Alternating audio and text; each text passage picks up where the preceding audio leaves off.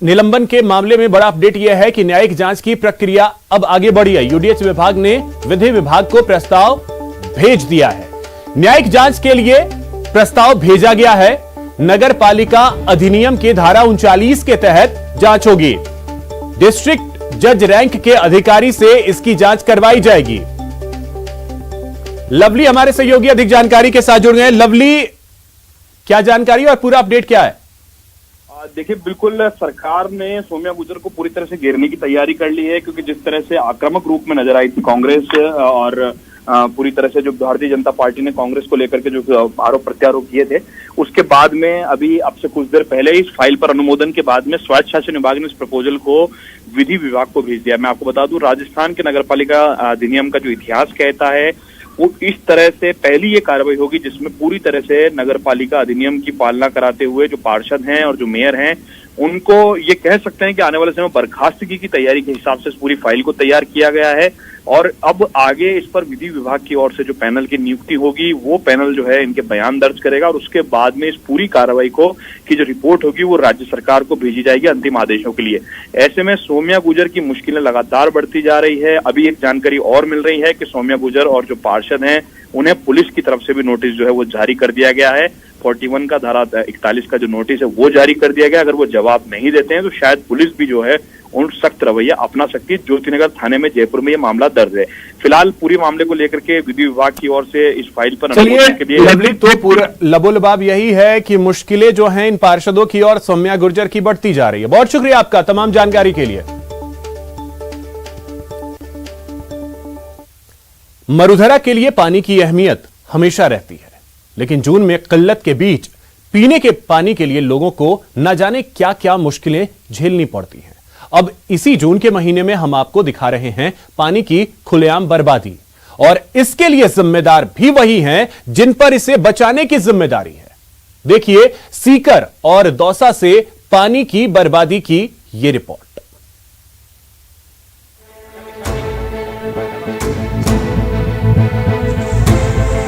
जून की चिलचिलाती धूप से मरुधरा बेहाल है।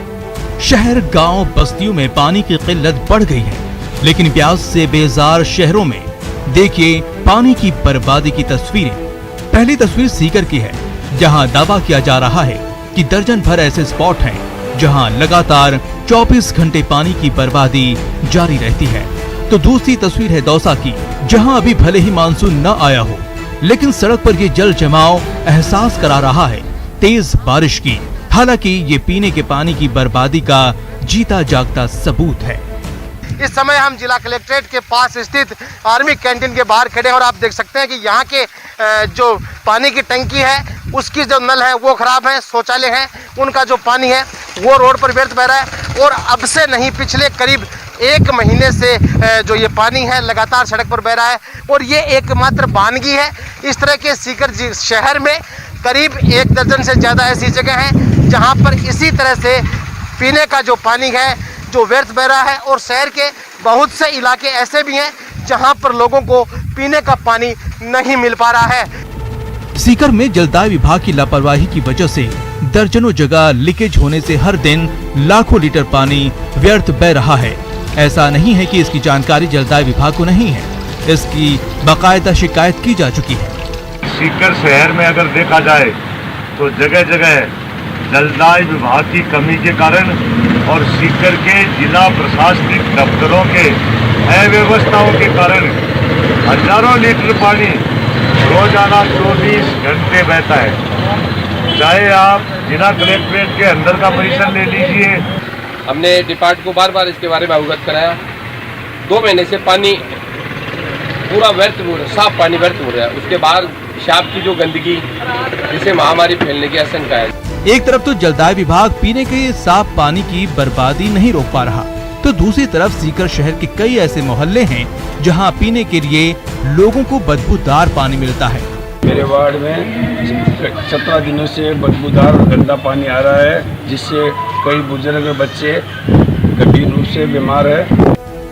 पानी की बर्बादी एक शहर की समस्या नहीं, डार्क जोन में आने वाले दौसा का भी हाल कुछ वैसा ही है, जहां आगरा रोड का ये नजारा आपको सोचने को मजबूर कर देगा कि जिस शहर में लोगों के घर में 7 दिन में सिर्फ 1 दिन पीने का पानी आता हो, वहां जलदाय विभाग की लापरवाही के कारण लाखों गैलन पानी सड़क पर बह रहा है। पानी के लिए तरसते लोगों के साथ न ये सिर्फ ज्यादती है बल्कि कानूनन अपराध भी है। सीकर से संदीप के साथ दौसा से आशीष शर्मा, न्यूज़ 18 राजस्थान। चलिए बात शहर शहर जल आंदोलन की। तस्वीरें आपको सबसे पहले दिखाते हैं। आपके टीवी स्क्रीन पर 2 तस्वीरें हैं। पहली तस्वीर भरतपुर की, जहां विजयनगर इलाके में पेयजल की समस्या से परेशान लोगों ने मटका फोड़ प्रदर्शन किया। लोगों का कहना है कि 1 महीने बीत जाने के बावजूद भी पेयजल समस्या का समाधान नहीं हुआ है। दूसरी तस्वीर अलवर की है, जहां वार्ड नंबर 46 के लोगों ने पानी की समस्या को लेकर जाम लगा दिया। लोगों का आरोप है कि 1 महीने से पानी नहीं आ रहा और शिकायत के बावजूद जिम्मेदार अधिकारी ध्यान नहीं दे रहे।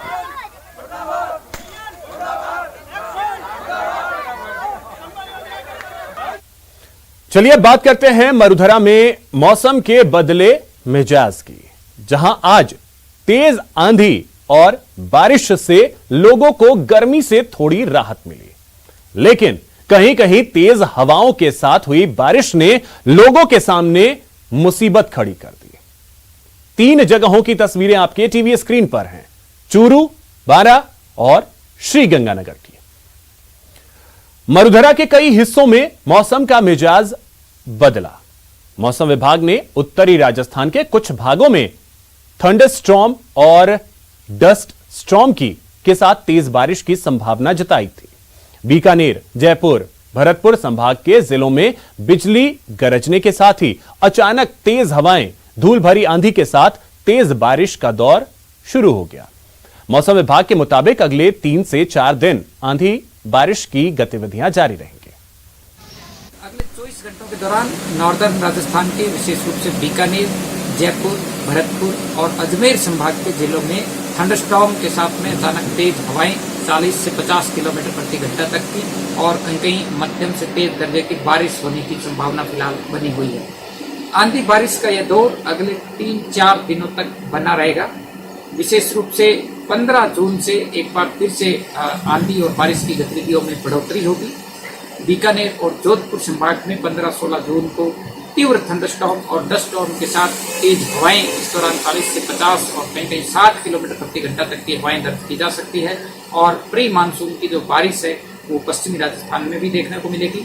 वहीं पूर्वी राजस्थान के जयपुर, अजमेर, कोटा और भरतपुर संभाग में भी एक बार पुनः 15 से 16 और 17 जून के दौरान थंडरस्टॉर्म के साथ में मध्यम दर्जे की और कहीं कहीं तेज बारिश होने की संभावना बनी हुई है। उदयपुर संभाग की यदि बात करें तो 15, 16 और 17 जून को एक बार फिर से उदयपुर और कोटा संभाग में भी थंडरस्टॉर्म के साथ कहीं कहीं बारिश की संभावना बनी हुई है।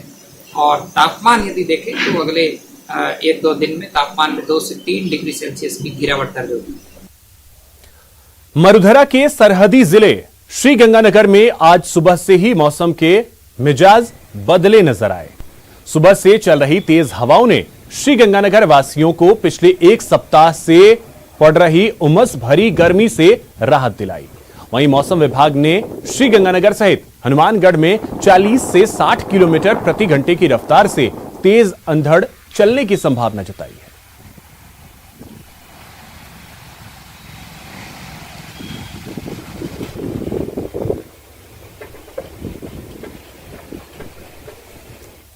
उधर बीकानेर में भी मौसम का मिजाज बदला। यहां धूल भरी आंधी से अंधेरा छा गया। वाहन चालकों को परेशानी का सामना करना पड़ा।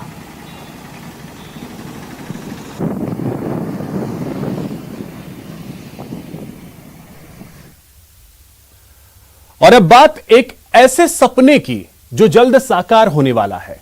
वो सपना जिसमें आसमान से वैक्सीन की डिलीवरी होगी और जहां सड़क नहीं है वहां के लोगों को भी कोरोना से बचाव का टीका लगेगा।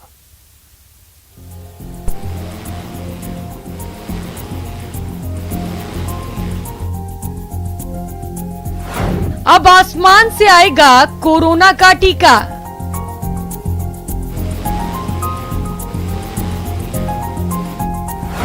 जहां सड़क नहीं वहां भी जल्द पहुंचेगी वैक्सीन।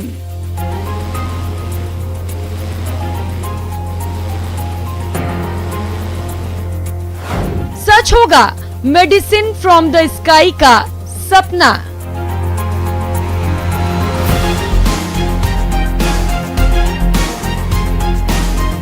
ख्वाब अब हकीकत में बदलने वाला है। जल्द ही भारत में भी आसमान से लोगों के आंगन और घर की छतों पर मेडिसिन की डिलीवरी का सपना साकार होने वाला है।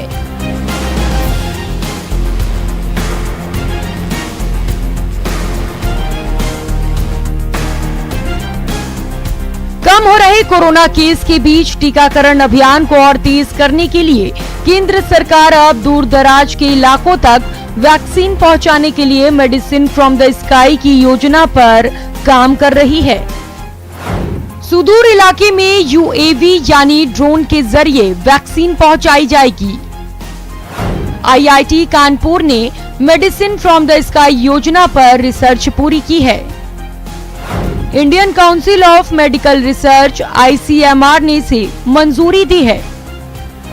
वैक्सीन डिलीवरी के लिए ड्रोन की रेंज 35 किलोमीटर तय हुई है। ड्रोन की उड़ान के लिए 100 मीटर की ऊंचाई निर्धारित की गई है। फिलहाल वैक्सीन खरीदने का काम HLL लाइफफेयर करती है। दुर्गम इलाकों में वैक्सीन पहुंचाने के लिए निविदाएं जारी हो चुकी हैं। 22 जून तक कंपनियां वैक्सीन डिलीवरी के लिए बोली लगा सकती हैं। तेलंगाना में ड्रोन से वैक्सीन डिलीवरी पर रिसर्च पहले से हो रहा है।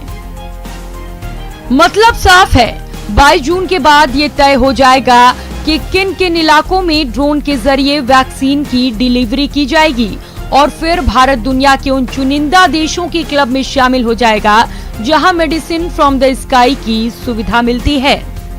Bureau report, news 18 network.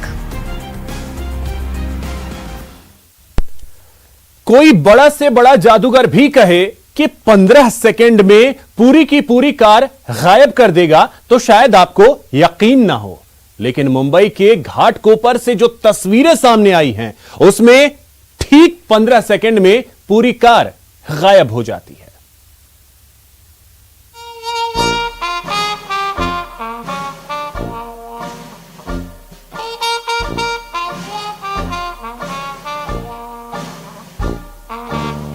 पहले आगे का हिस्सा गायब, फिर पूरी कार हो गई गायब।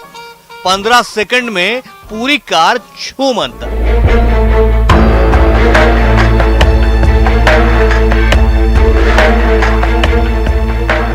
न कोई जादूगर ऐसा कर पाएगा, न कोई मदारी ऐसा तमाशा दिखा पाएगा।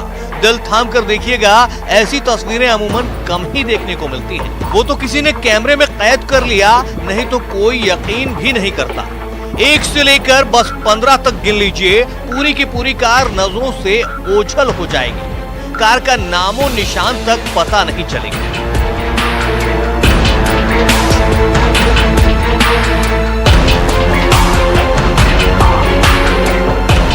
तस्वीरें जरा और ध्यान से देखिए तो फिर पूरा माजरा समझ में आएगा। आसपास गाड़ियां खड़ी हैं तो समझ में आ रहा है कि ये किसी सोसाइटी का पार्किंग एरिया है, लेकिन ये नीले रंग की कार जहां पर खड़ी थी ठीक उसके नीचे की जमीन धंस गई और पहले कार का अगला हिस्सा पानी में डूबा।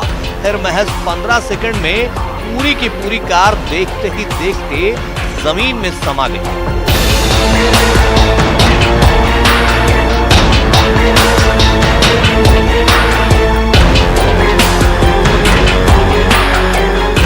बताया जा रहा है कि जिस जगह कार डूबी है ठीक उसी जगह पर रामनिवास नाम की एक सोसाइटी का कुआं हुआ करता था। सोसाइटी के लोगों ने कुआं बंद कर वहां कार पार्किंग शुरू कर दी थी, लेकिन अचानक कुएं के ऊपर की जमीन धंस गई और पूरी की पूरी कार कुएं में डूब गई।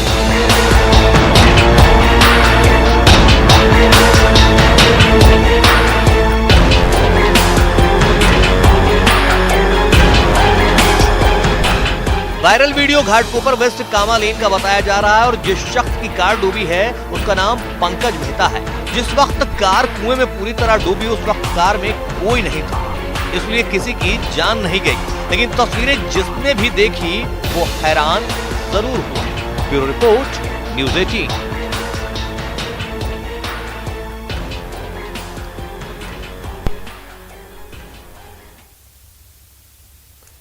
नेटवर्क 18 फेडरल बैंक संजीवनी गाड़ी भारत के कोविड प्रभावित जिलों में जा रही है। वैक्सीन के लिए जागरूकता फैलाने की हमारी इस मुहिम को आप भी अपना सहयोग दीजिए। चलिए आपको दिखाते हैं कि संजीवनी गाड़ी अब तक कहां-कहां गई और आज कहां है।